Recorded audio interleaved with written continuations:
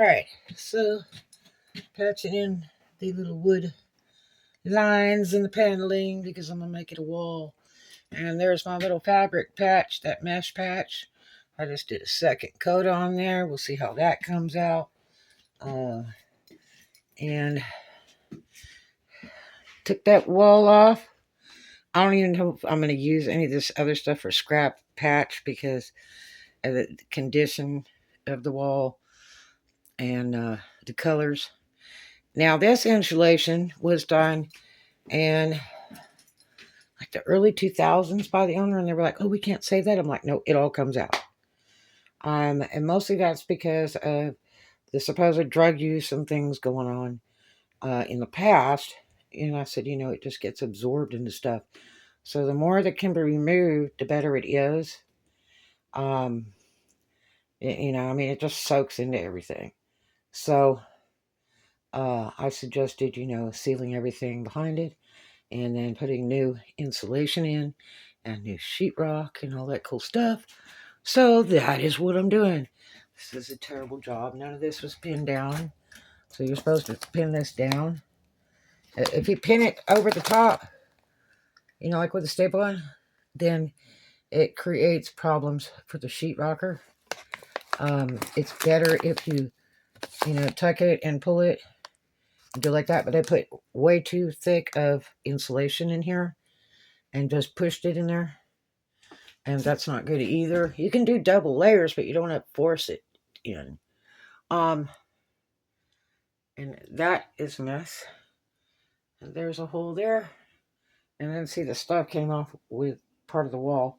I cut the wall into 3 sections.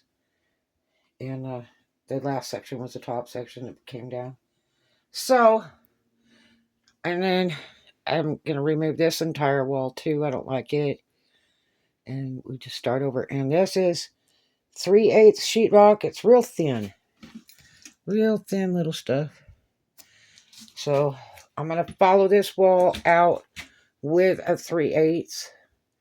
This wall is going to be insulation, and then the fiberglass insulation, and then exterior foam, like you use for siding outside, with a foil coat, and the foil coat will be reversed to the inside of the room, and that way you can keep the moisture out, and you can keep the warmth in, and so it will add an additional, like a little over ½ inch by putting the foam over the framing and the insulation, and then putting real thick sheetrock, a standard heavy sheetrock width, and to get away from this thin stuff. And I'm just doing it thin because I'm following this wall out. So I'm gonna work it around, and so I'll probably end up, if it's really bad all the way, the rest of the way, which is pretty bad, I will analyze it as I go. But this wall's got to come down too.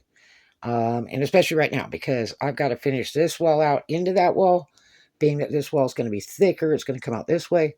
So I need to get all this out. Pull this old insulation out, bag it up, get it out. And I got insulation to load in there right now. So we'll see you on the next one. Dun, da, da.